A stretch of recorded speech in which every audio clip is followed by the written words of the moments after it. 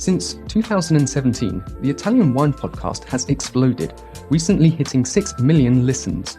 Support us by buying a copy of Italian Wine Unplugged 2.0 or making a small donation. In return, we'll give you the chance to nominate a guest and even win lunch with Stevie Kim and Professor Attilio Scienza. Find out more at italianwinepodcast.com. Chin chin!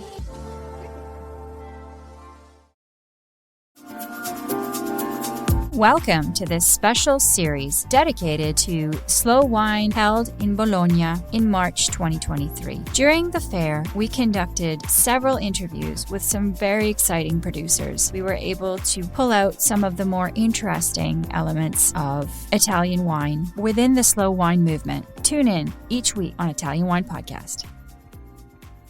Hi, it's Cynthia Chaplin.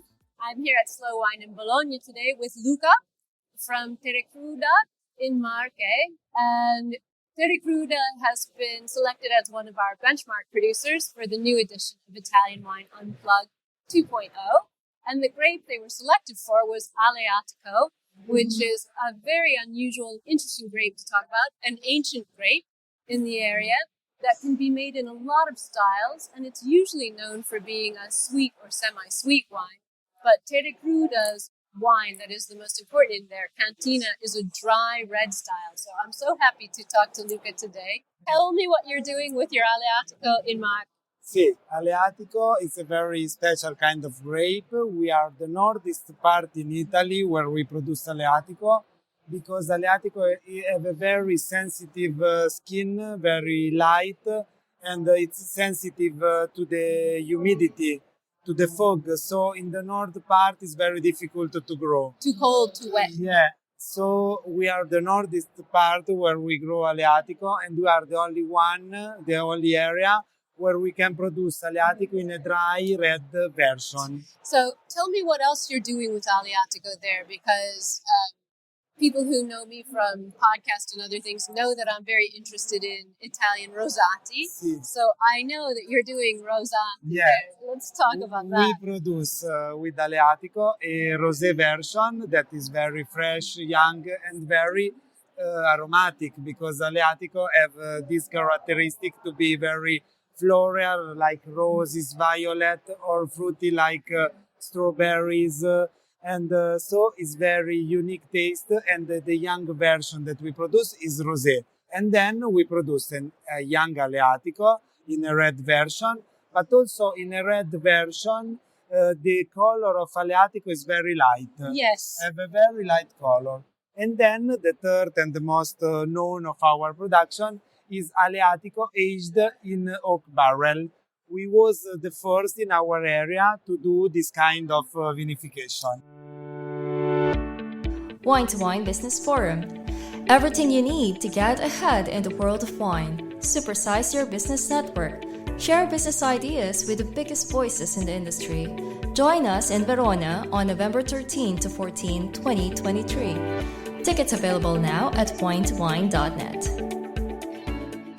Why did you decide to do that? Because we want to introduce this very special grape in an international market. So to give more body, but the body of the Aleatico is not the most important characteristic. No, it's the nose. Yeah, it's the nose.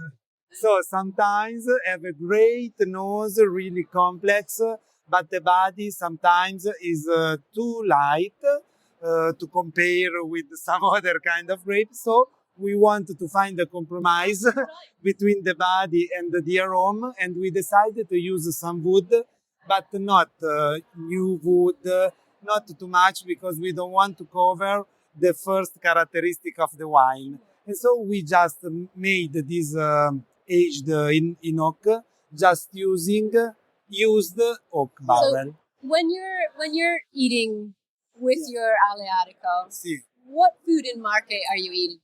So we are used to combine when we found with the truffle, because we are in interesting. Yeah. Black truffles or white truffles? If there's white, okay. Otherwise, black. It depends to the season. So how long has the winery been working with Aleatico? How many years?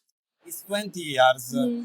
Consider that Aleatico is a very old kind of grape in Ancient our grape, area. very Yeah, much. it's very old in all Italy, but in our area we can read about production of Aleatico more than 1,000 years ago.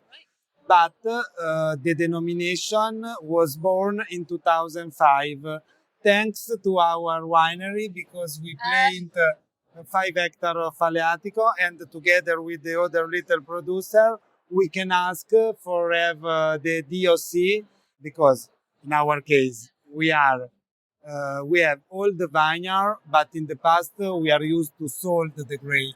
Okay, so now you're keeping Yeah, your own. 20 years ago, we decided with our family to build our own winery, and we focus in a native grape and a unique one. Aleatico is the first, but we also grow Incrocio Bruni, Garofanata, so very unique kind Very unique grapes. That's so amazing. So I'm really glad to meet you, Okay, Luca. thank you. Thank Thank you you so very much. much for your Thank time. you very much. Listen to the Italian Wine Podcast wherever you get your podcasts. We're on SoundCloud, Apple Podcasts, Spotify, Himalaya FM, and more. Don't forget to subscribe and rate the show. If you enjoy listening, please consider donating through ItalianWinePodcast.com. Any amount helps cover equipment, production, and publication costs. Until next time, cin cin.